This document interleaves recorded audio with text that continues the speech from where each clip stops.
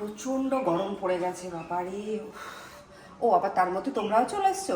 নমস্কার, বর্তমান ঘরকন্যা একটা ব্লগ থেকে তোমাদের সবাইকে স্বাগত। এখন কদিন যা গরম পড়েছে, রান্নার কোনো ভিডিও নিয়ে আসবো না, যাতে যে ড্রিঙ্কসগুলো খেলে আমাদের শরীর ঠান্ডা থাকে সেই ধরনের আমি তোমাদের কাছে কিছু শরবতের রেসিপি নিয়ে আসছি। তো চলো, আজকের শরবতটার নাম হলো যে তরমুজ পুদিনার শরবত। তো উপকরণগুলোর সাথে পরিচয় করে দিই। হাতে তো দেখতেই পাচ্ছ তরমুজ রয়েছে। চলে আসো বাকি উপকরণের সাথে পরিচয় করে দিই।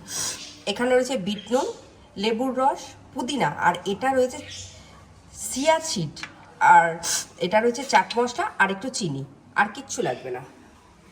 তো চলো রেসিপিটা শুরু করা যাক। রেসিপি বা যাই হোক শরবতটা শুরু করা যাক। প্রথমে আমি এখানে তরমুজ দিচ্ছি।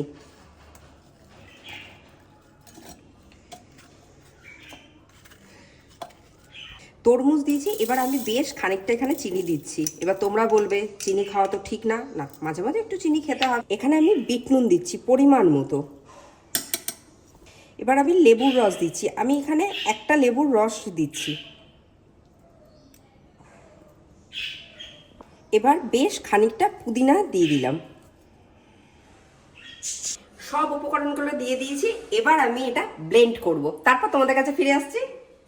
এ দেখো জুসটা আমার রেডি হয়ে গেছে। এবার আমি একটু সাজিয়ে নিচ্ছি।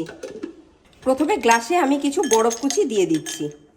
এবার আমি একটু চিয়া সিড দিচ্ছি, আর আমার গলার অবস্থা খুবই খারাপ কিন্তু। এবার আমি জুসটা ঢেলে দিচ্ছি এর মধ্যে।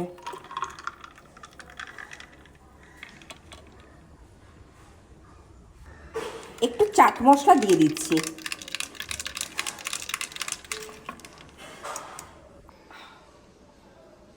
দারুণ হয়েছে খেতে। তো তোমরা অতি অবশ্যই বাড়িতে এই শরবতটা ট্রাই করো। আর তোমাদের যদি আজকের এই শরবতটা ভালো লেগে থাকে, তোমরা অতি অবশ্যই আমার চ্যানেলটা সাবস্ক্রাইব করো, শেয়ার করো, লাইক করো, প্রচুর প্রচুর কমেন্ট করো। আর আমার চ্যানেলটা তোমরা দেখতে থাকো, অনেক রকমের শরবত আমি এই গরমকালে নিয়ে আসছি। আজ তাহলে আসি।